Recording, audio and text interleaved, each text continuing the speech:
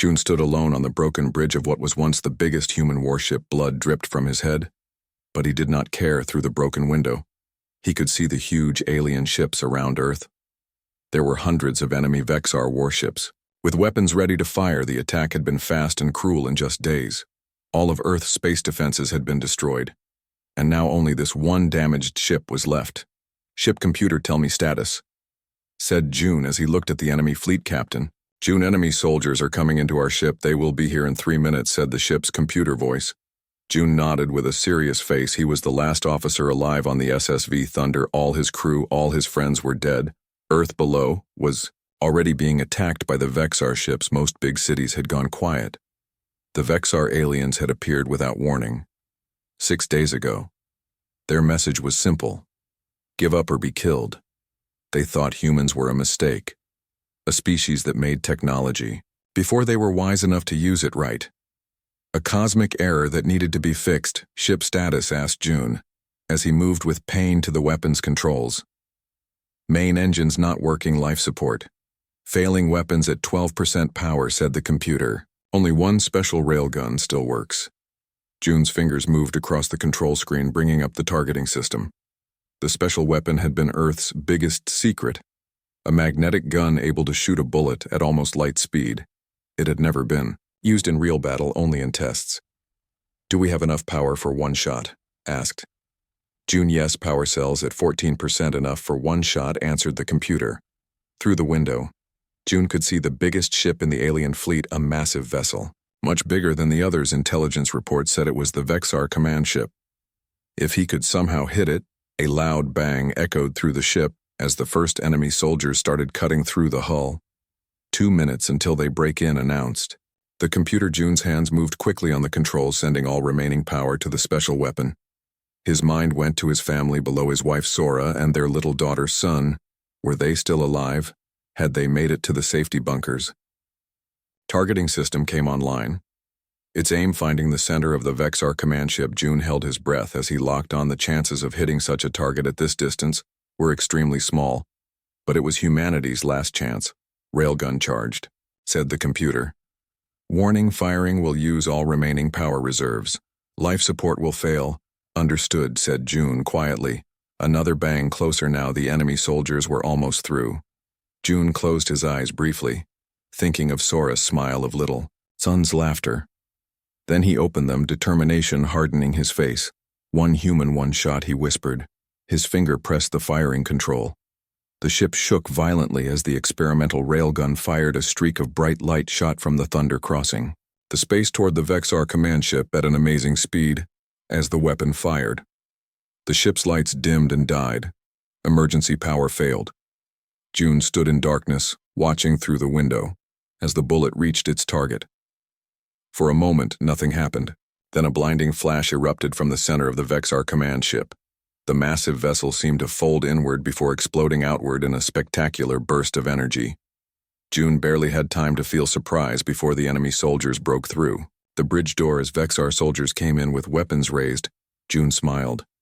His impossible shot had hit its mark. Unknown to him, that single shot would change the path of galactic history forever. Back on Earth, in a hidden underground bunker, Sora held her daughter Sun close as the ground shook above them from alien attacks. "Will Daddy save us?" asked Sun, her small voice trembling. Sora stroked her daughter's hair. "I hope so, little one. I hope so." In the bunker command center, military leaders watched, their screens in shock as one of the main Vexar ships exploded. "What happened?" asked General Min, his eyes wide. "It seems Captain June's ship just scored a direct hit on what appears to be the alien command vessel," answered a young officer named Quan. "Impossible," said Min. The Thunder was barely operational. The room fell silent as they watched the alien fleet suddenly stop their attack patterns. The ship seemed to drift without purpose. "Their command structure must be disrupted," said Quan. "They weren't expecting resistance." "Is this our chance?" asked another officer. Min shook his head. "Unlikely, but it might buy us time to regroup in orbit around Earth." The damaged Thunder drifted as Vexar soldiers secured the bridge. June was forced to his knees before an alien. "Commander Yu," the commander asked the alien through a translation device. June looked up defiantly. "Captain June of the Earth Defense Force." The alien studied him with 4 glowing eyes. You have done something unexpected. Human, our high commander is dead. Our command network disrupted. June said nothing. The alien commander turned as another Vexar entered the bridge, speaking in their strange clicking language. After a moment, the commander turned back to June. Our fleet is being recalled. You have won a temporary reprieve, human. But make no mistake, we will return with a force that will erase your species from existence. Why wait? Asked June. Why not finish us now? The alien made a sound that might have been laughter. We have protocols. When a high commander falls, new leadership must be established. The chain must not be broken for too long, so we must return.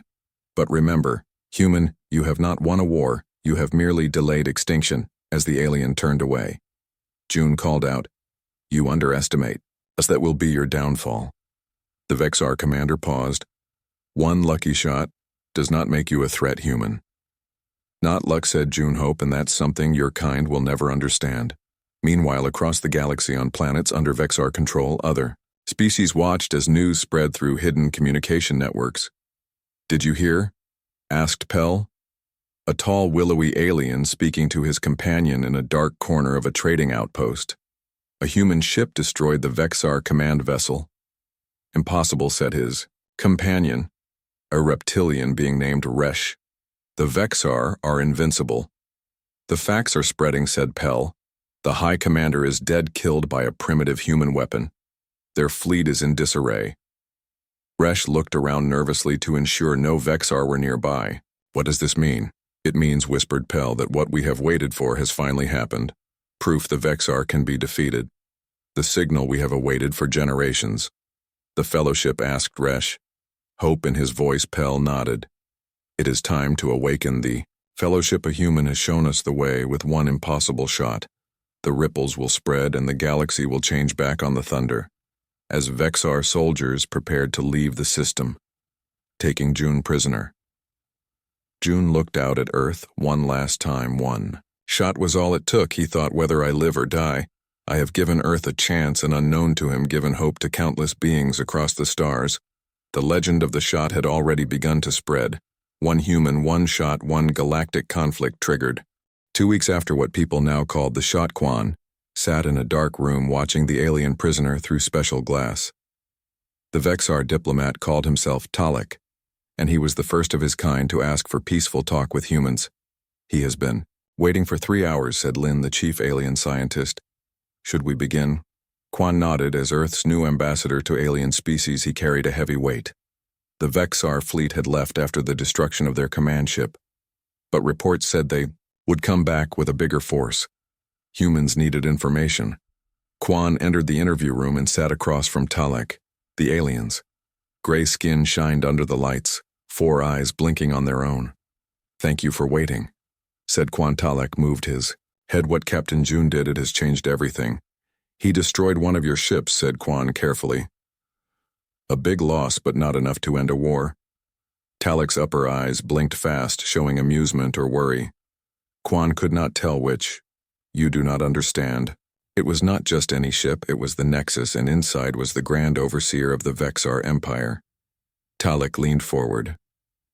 Your Captain June, with one impossible shot, killed the most powerful being in our civilization. Quan tried to hide his shock. Had no way of knowing. The Grand Overseer was seen as a god, said Talek, immortal, protected by technology beyond your understanding. Yet a human with simple weapons ended that myth with a single shot. The meaning slowly came to Quan. Your people are in confusion. More than that, said Talek. The shot has become legend already, not just among my people but across the space community. Quan's face showed confusion. Space community. There are others. Hundreds of civilizations, most under Vexar control or influence. Talek's 4 eyes focused hard on Quan. For thousands of years, the Vexar have conquered and controlled. Their technology was unquestioned. But now they've been hurt, said Quan. The Grand Overseer's death has created a power fight. The ruling council is divided, and the controlled races, they whisper of rebellion. Talek lowered his voice. They whisper of humans, outside the observation room, thousands of kilometers above Earth. Another meeting was happening. Defense Minister June stood before a quickly gathered council of world leaders. The Vexar fleet has moved to the edge of the solar system, she reported. But our deep space machines are detecting massive energy signs. They are calling for help. How long do we have? Asked the council leader. 3 months, maybe 4. June pressed a button showing a hologram display, but that's not our main worry. We are detecting many small ships entering the solar system. Not Vexar in origin. First contact. Someone asked. June shook her head. No first pilgrimage. The hologram showed dozens of ships coming to Earth from many directions. They are coming to see the planet that made Captain June explained. The human who fired the shot back in the interview room. Talek was explaining the same thing to Quan. For hundreds of years, many species have waited for a sign, proof that the Vexar could be beaten. Your Captain June has become that sign. He wasn't trying to start a revolution, said Quan. He was just trying to save his planet. What you wanted matters less than what happened, replied Talek. Already across 12 star systems, uprisings have begun. The controlled races call themselves the Fellowship of the Shot. Quan ran his hands through his hair, feeling overwhelmed. And what do they expect from us? Earth is barely able to travel in space. We can't lead a space rebellion. They don't expect you to lead with ships or technology, said Talek. They expect you to lead with hope. Just then, Quan's communication device buzzed. A message from Defense Minister June appeared first. Alien group requesting landing permission. They bring gifts and information. They are asking to see where Captain June was born. Quan looked back at Talek, who was watching him with all 4 eyes. 1 human, 1 shot. Talek said softly, 1 galactic conflict. Triggered. Meanwhile, in a Vexar prison ship heading toward their home system, Captain June sat in a small cell. His wounds had been treated, but he was kept isolated. His captors seemed unsure what to do with him. The cell door opened, and a Vexar soldier entered. You will come with me, human. The new acting overseer wishes to speak with you. June was led through long corridors to a large room. At its center stood a Vexar larger than any June had seen before, with 6 eyes instead of 4. Acting Overseer Krell said the large alien through a translation device. Do you understand what you have done? Human June stood straight. I defended my world. You killed a being who had ruled for 5,000 years. Krell moved closer. The shot you fired has done more than kill the Grand Overseer. It has sparked rebellion across 20 systems now. June said nothing. Your primitive weapon should not have penetrated our shields. Continued Krell. Our scientists cannot explain the anomaly. Some among my people believe it was not chance but destiny. I don't believe in destiny, said June. I believe in taking the one chance you have. Krell made a strange sound. You are an interesting species. We have conquered 347 civilizations. None have responded like yours. None have achieved what you did with such primitive technology. What will you do with me? Asked June. Tradition demands your public execution, said Krell. But I am not certain that is wise. Your death might make you a martyr. You are more useful to us alive as a study subject. Across the galaxy on a world called Talaris, a group of resistance leaders met in an underground chamber. They represented 12 different species, all under Vexar rule. The human prisoner, Captain June, is being taken to the Vexar homeworld, said Pell, the tall, willowy alien. Our spies confirm it. We must rescue him, said Resh, the reptilian being. He is the symbol of hope now. It would be impossible to attack the Vexar homeworld, said another alien, a small, furry creature named Mick. But perhaps we do not need to rescue him to use his symbol. What do you mean? Asked. Pell, the shot is what matters, said Mick. It proves the Vexar can be defeated. Let us send representatives to Earth. Let us share technology. Share knowledge, unite with humans. If one human with one primitive weapon could do this, imagine what we could do together. The group nodded in agreement. On Earth, Quan found himself in yet another meeting, this time with military leaders.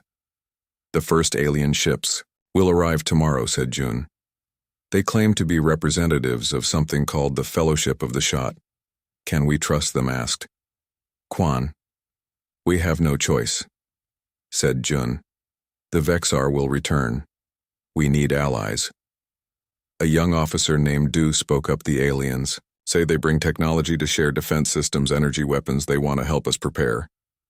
It's hard to believe, said another officer, that a single shot from a dying ship could change so much. Sometimes that's all it takes, said Jun. One action at the right moment. One human willing to take the final stand. In her small apartment, Sora, Captain Jun's wife, watched the news with their daughter's son. The screen showed images of strange ships approaching Earth. Is Daddy coming home? Asked son. Sora held her daughter close. I don't know, little one. But what he did was very important. He may have saved us all. Outside the window, strange lights moved across the night sky as the first alien ships entered Earth's atmosphere. The visitors had come not as conquerors, but as allies brought together by one human's desperate act. A shot that against all odds had hit its mark and started a chain reaction that was still spreading across the stars. One shot, one chance, one new beginning for Earth and 1,000 enslaved worlds. 1 year after what became known as the Battle of Earth, Jay stood on the observation deck of the GSV June's Legacy, watching as the massive ship approached the newly built Harmony Station. As Earth's ambassador to the Galactic Council, she carried the hopes of humanity on her shoulders. The station itself was an amazing work of cooperative engineering, a massive ring structure at the solar system's edge, built by 200 species working together. It served as neutral ground for the new galactic democracy that was rising from the remains of the Vexar Empire.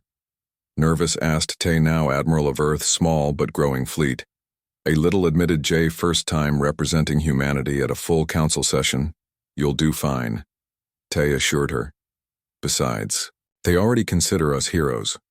The observation deck's doors slid open and Sora entered with 12-year-old Sun. In the year since the battle, Sun had grown taller, more confident. The alien crystal had changed her, sped up her development in ways scientists were still trying to understand. The Guardians have arrived, Sora announced. Their representatives want to meet with Sun before the council begins.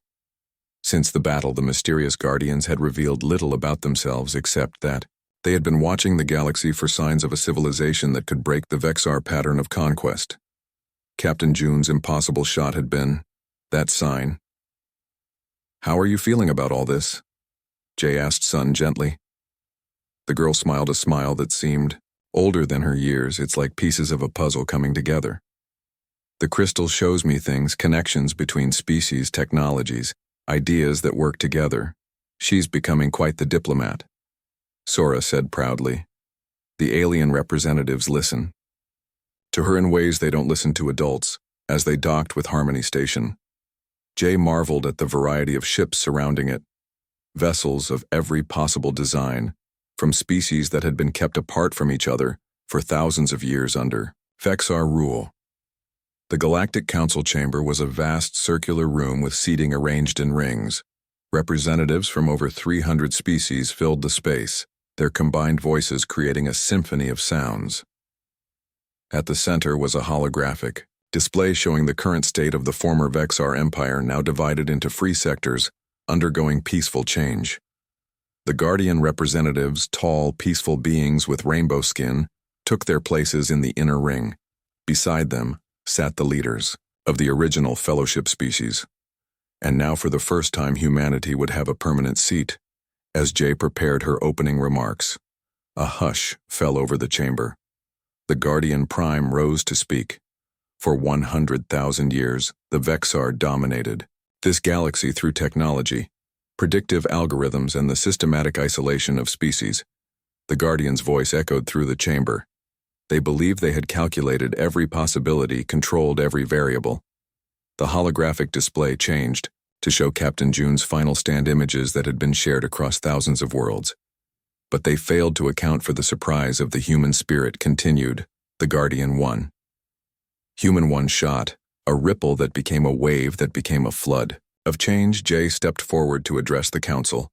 Behind her stood Sora, Suntae, Do Kwon, and other humans who had played key roles in the past year. On behalf of Earth, I thank this council for the honor of membership. Jay began. We come not as conquerors or saviors, but as students and teachers both. Our technology is centuries behind many of yours, yet we bring perspectives that have proven valuable. She gestured to the holographic display which now showed the cooperative construction of harmony. Station, in 1 year we have accomplished together what the Vexar could not achieve in thousands of years: real cooperation between different species. Not through forced uniformity or domination, but through celebrating our differences and finding strength in them.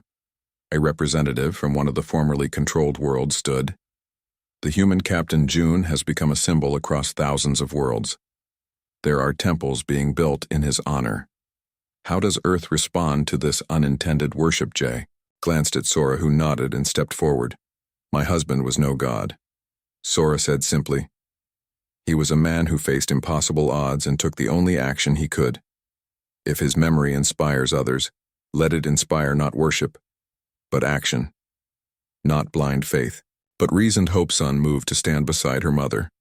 The crystal she always carried pulsed with gentle light. The Guardian Prime tells me that your daughter has been changed by her connection to the collective knowledge, said another council member. Some among us fear this represents a new form of influence or control. Sun spoke without being told, her young voice clear and confident. The crystal doesn't control me. It connects me. I see patterns others miss, how one species' strength works with another's weakness. How technologies can merge and evolve. She held up the glowing crystal. This isn't about power. It's about understanding each other, Captain. June himself entered the council chamber, escorted by Guardian representatives. His escape from the Vexar and reunion with his family had been another symbol of hope across the galaxy. Over the past year he had worked with the Fellowship, helping integrate former Vexar worlds into the new galactic community. My shot was lucky, June said to the assembled council. I had one chance and I took it. What happened after was not my doing, but the result of countless beings across the galaxy who chose to stand together. The Fellowship, the Guardians. You all turned one desperate act into a revolution later. On a private observation deck, Jay stood with the Guardian Prime watching ships come and go from Harmony Station. There are still threats out there, the Guardian said softly. Beyond this galaxy. The Vexar were merely one example of a pattern we've seen across the cosmos: technological advancement without matching wisdom. And you believe humans have this wisdom? Jay asked. With doubt. Not naturally, no. You make mistakes, as all young species do, but you have something equally valuable: the ability to learn from those mistakes, to make new choices, to hope beyond reason. The Guardian's rainbow skin shimmered. Captain June fired his shot. Not because he calculated success, but because the alternative was giving up. One human, one shot, Jay thought. The beginning of a story, the Guardian agreed. Not its end. On Earth, in what was once Captain June's hometown, a simple memorial had been built. Not a grand statue or temple, but a small garden with a single plaque. It had no fancy writing. Just 7 words. One human, one shot. One galaxy united, and around that garden, children of Earth played alongside the children of 100 alien species. Their laughter a harmony that needed no translation. Sun visited the garden often, sometimes bringing the crystal, sometimes just sitting quietly watching the children play. Once she had asked her father if he had known what would happen when he fired that shot. No, he had answered honestly. I just knew I had to try. Even if the chances were almost zero, I never imagined it would change everything. Do you think things are better now? She had asked. June had looked up at the sky where ships from dozens of worlds now freely traveled to and from Earth. The Vexar kept species apart because they knew together we would be stronger than they were. They ruled through division. Our strength is in coming together. Maybe that's the real legacy of the shot, not the destruction it caused, but the connections it created. Sun nodded, understanding beyond her years. Sometimes the smallest actions have the biggest effects, she said. The crystal shows me that the universe works in patterns. One action leads to another, like ripples in water. And now Sun sat in the garden, watching as human and alien children played, together unbothered by the differences in color, shape, or number of limbs. To them it was normal to live in a galaxy where species worked together. A small alien child approached her. Do you really have the memory crystal? the child asked with wide eyes. Sun smiled. Yes, would you like to see? The child nodded eagerly, and Sun held out the crystal, letting it float above her palm. It's light, gentle, and warm. What does it show you? The child asked. It shows me the past, she said, and sometimes glimpses of possible futures. But most importantly, it shows me connections, how we are all part of something bigger. Is it true? Your father fired the shot that freed the galaxy. Sun nodded. My father took one chance when all seemed lost. That's the most important lesson. The crystal shows me. Sometimes victory doesn't come from strength or technology. It comes from being willing to take the one chance you have, even when it seems impossible. One human had changed the course of galactic history, not through grand plans but through desperate hope. And that hope, that unique human quality of believing in possibility against all odds, had become Earth's greatest gift to the stars. The memorial garden grew over the years, becoming a place of quiet reflection for beings from across the galaxy. They came to remember not the war but the peace that followed, not the destruction but the creation, not the end of the Vexar Empire, but the beginning of something new. One human, one shot, one galaxy, united, at last. They have broken through the outer defense line. Ty's voice rang out across the command center as holographic displays showed Vexar warships tearing through the combined fleet of the Fellowship.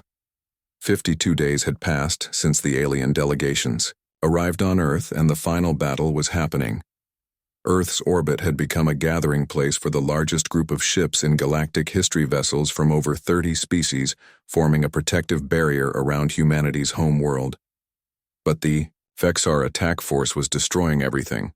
Casualties? Asked Defense Minister Jun, her face lit up by the red emergency lights.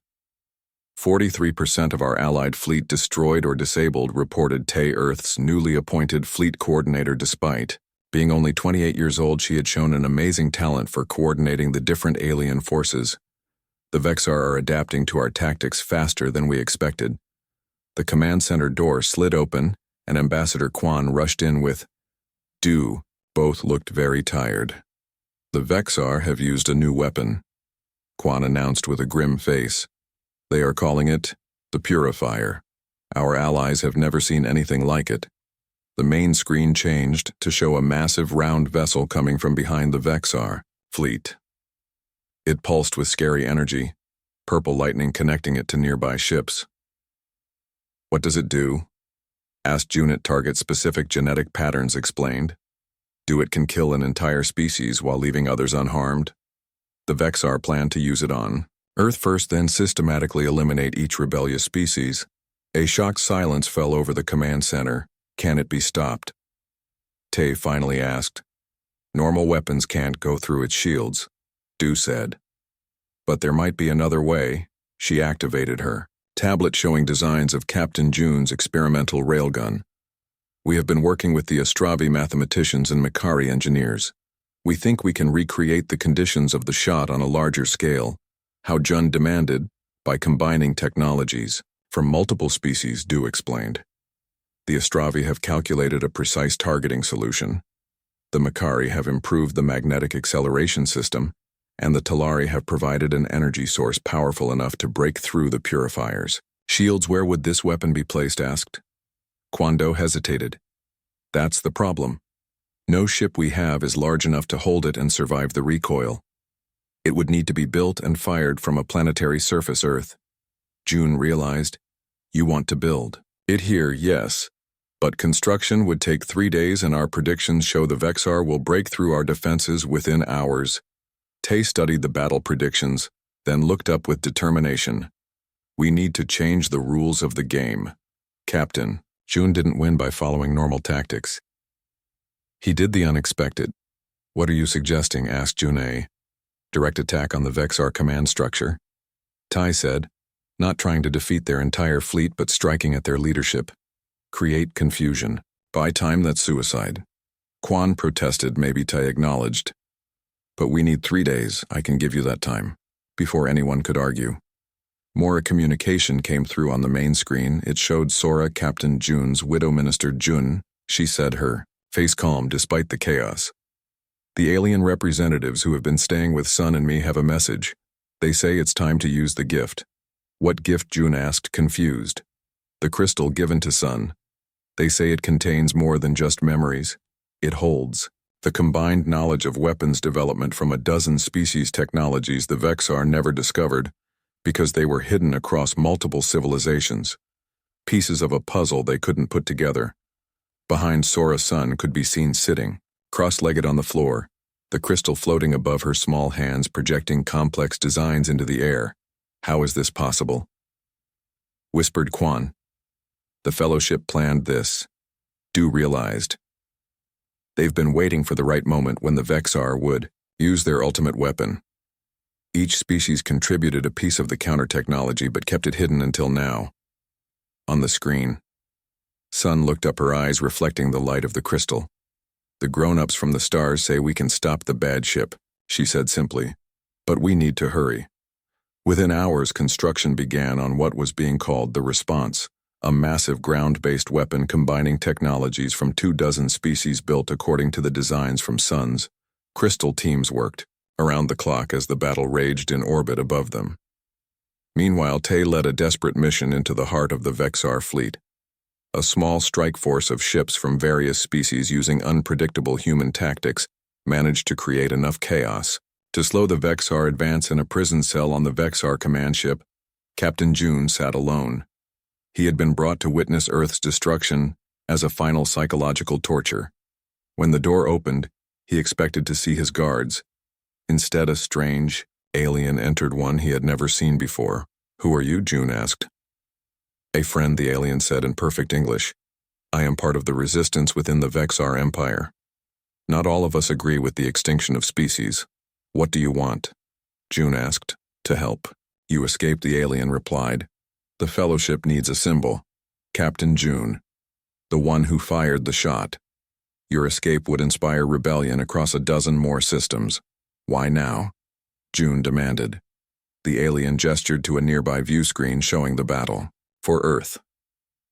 The Fellowship is making its stand. Your people are building something, a weapon based on your original design. A gift from your daughter. My daughter June was confused. Son. What does she have to do with this?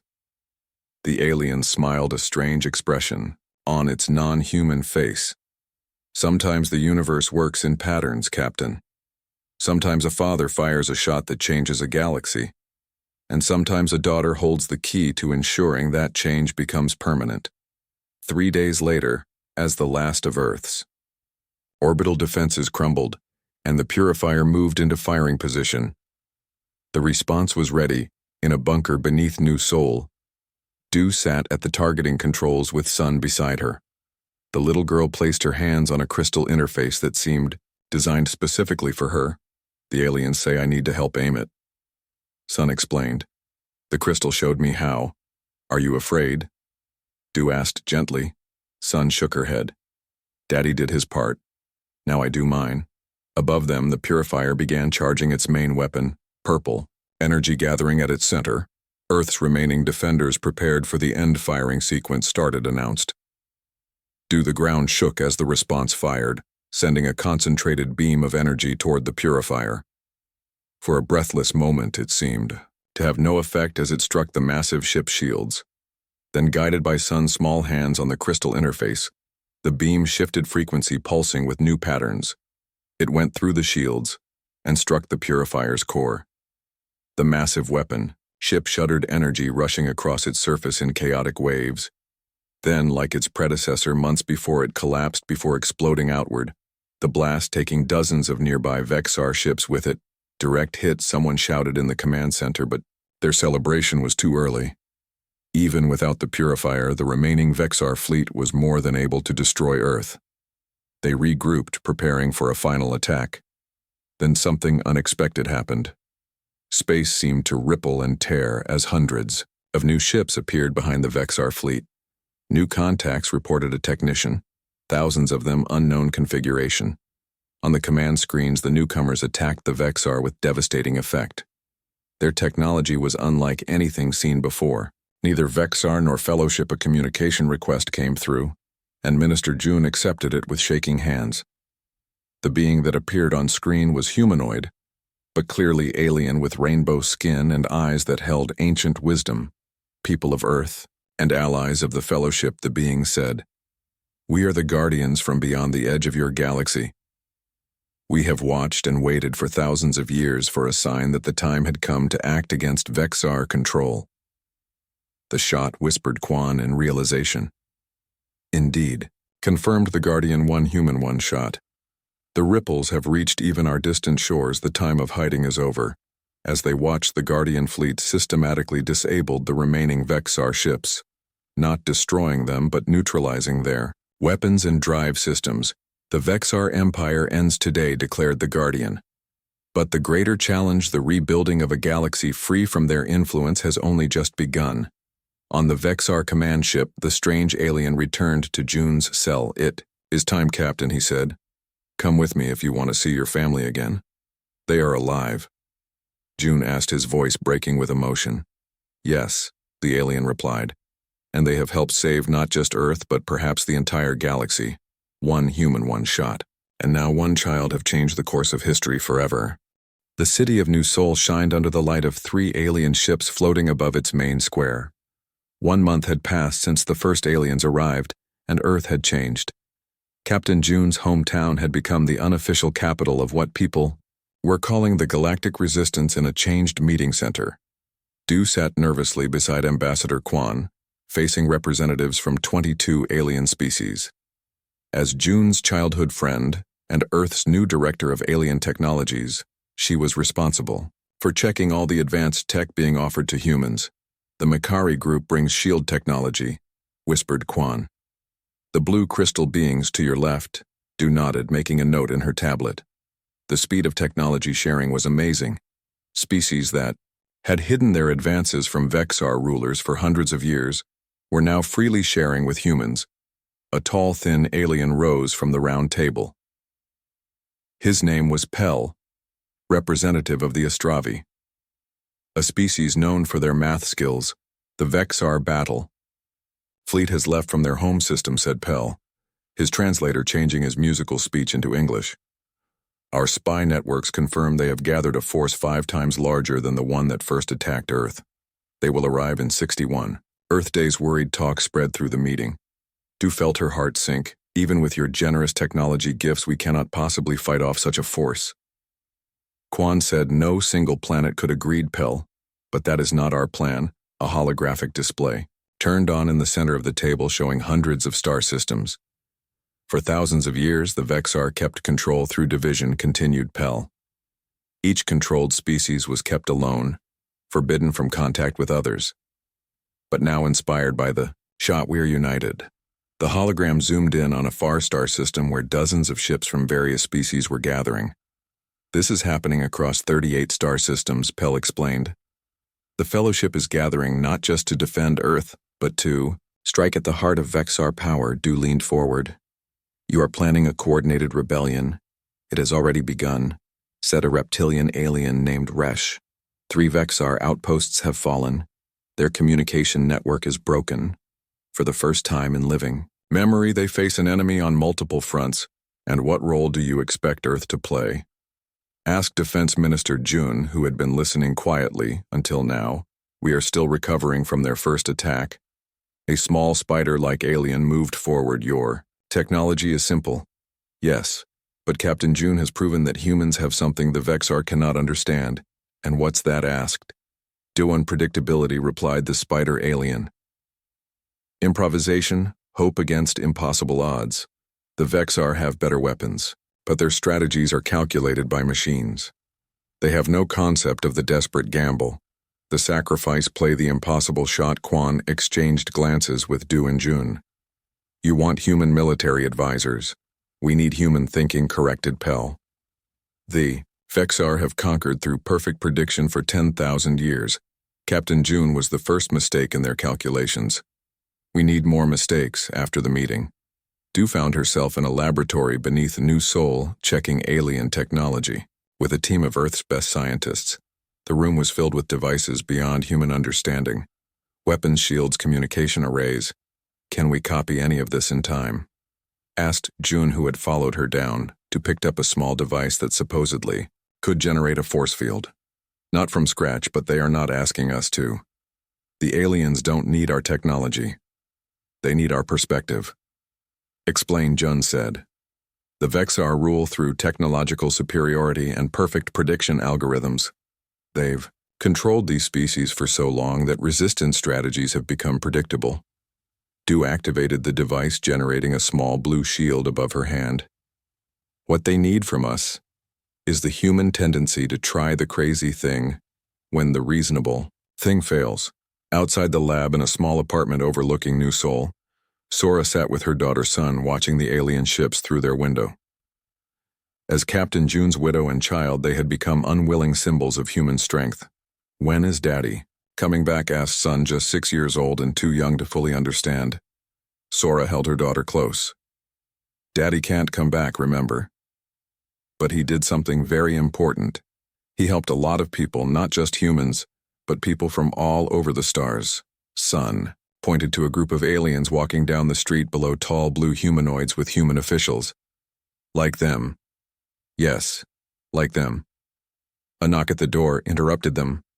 Sora opened it to find Ambassador Quan and a small group of aliens, Mrs. Sora. Quan said, "Formally, these visitors have traveled from the Andromeda Galaxy to meet you and Sun." The lead alien, a being of changing colors and unclear form, stepped forward. Its translator spoke in a soft, musical voice. "Our deepest sadness for your loss. In our culture, we believe that a being's essence lives on in the waves they create across the universe. Your mate has created a tidal wave that reaches even our distant shores." The alien presented a small crystal object that glowed with inner light. "This contains the combined memories of 1,000 of our elders," the alien explained. "Their wisdom, their history. We offer it to your daughter." The child of the shot sun approached with curiosity, her small hand reaching for the glowing crystal. As her fingers touched it, the light pulsed and spread, surrounding her briefly before fading. "What was that?" Sora asked with alarm. "Knowledge," the alien replied, "and connection. She is now linked to our collective memory. When the time comes, she will understand." As the group left, Quan stayed behind.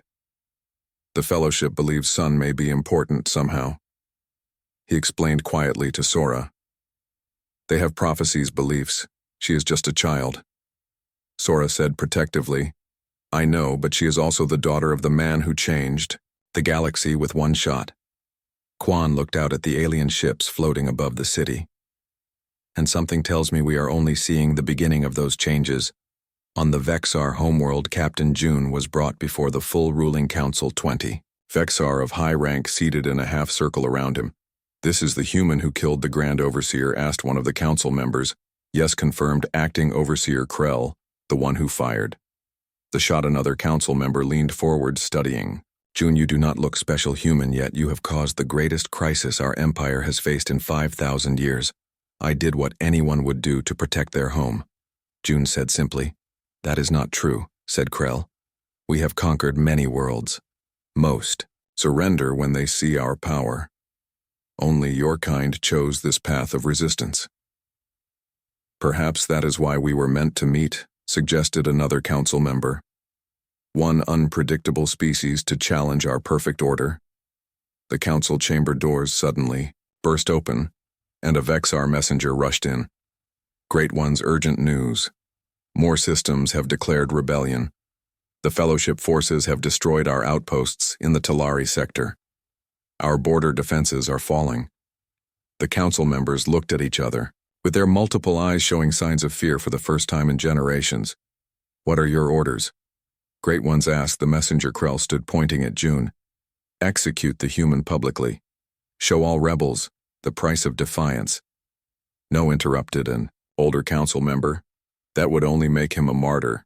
The rebellion grows around his name, his legend. If we kill him, we strengthen that legend." "Then what do you suggest?" asked Krell with anger. "We must understand him," said the older member. "Then we must break him. Not his body, but his spirit. Show the galaxy.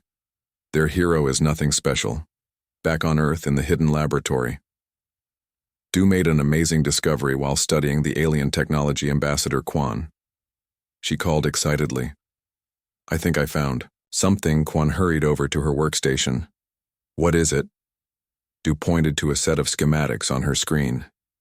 Each alien species has given us technology, but I noticed something strange. Each piece seems designed to connect with others like they were meant to work together. Quan frowned. You think they planned this? Du nodded. These technologies aren't random gifts, they form a pattern.